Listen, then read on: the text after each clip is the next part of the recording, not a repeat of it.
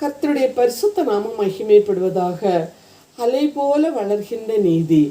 ஏசாயா 48:18. உன் நீதி சமுத்திரத்தின் அலைகளைப் போலும் இருக்கும்.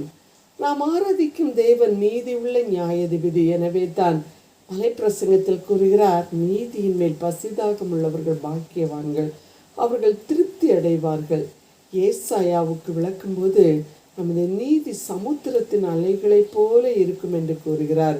யாருக்கு என்றால், மெய்யான நீதியிலும் பரிசுத்தத்திலும் தேவனுடைய சாயலாக சிருஷ்டிக்கப்பட்ட புதிய மனுஷனை தரித்து கொள்ளுங்கள். ஏனெனில் அவர் நீதி உள்ளவராய் இருக்கிறது போல தானும் நீதி உள்ளவனாய் இருக்கிறான் என்று அப்போஸ்தலனாகிய யோவான் கூறுகிறார்.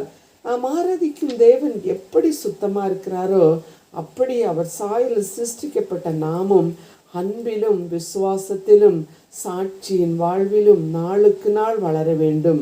சமுத்திரத்தின் அலை எவ்வாறு நாளுக்கு நாள் ஆழங்களை பொறுத்து அதிகரிக்கிறதோ அதுபோல நாம் தேவனிடம் கொண்டுள்ள ஆழமான நீதி நிமித்தம் சமாதானம், பாதுகாப்பு, உறவு, குடும்ப ஆசீர்வாதங்கள், பரலோக மகிமையும் பெற்றுக்கொள்ள முடியும். பிரியரே, பவுல் நீதியாய் வாழ்ந்ததால் எவ்வளவோ பாடுகள் பட்டு தேவன் மீது கொண்டுள்ள நம்பிக்கையினால் தேவ வசனங்களை நாளுக்கு நாள் அலை போல உலகுக்கு பரவச் செய்தார்.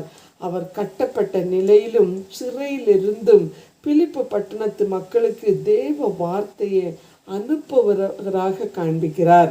தேவனுக்கும் மனுஷனுக்கும் எப்பொழுதும் குற்றமற்ற மனசாட்சியை உடையவனாய் இருக்க பிரயாசப்படுகிறேன் என்கிறார்.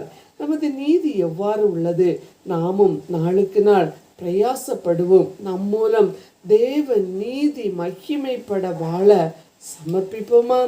ஆமேன். செபிப்போம். அன்புள்ள இயேசு சுவாமி, நன்றியுள்ள இதயத்தோடு மெய் துதிக்கிறோம். அப்பா, மெய் ஸ்தோத்திரிக்கிறோம்.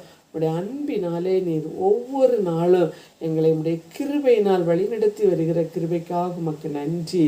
உன் நீதி சமுத்திரத்தின் அலைகளைப் போல இருக்கும் என்று ஆசீர்வதிக்கிற அந்த ஆசீர்வாதத்திற்கு நாங்களும் எங்களுடைய சந்ததிகளும் அதற்கு கடனாளிகளாக இருக்க உதவி செய்யும்.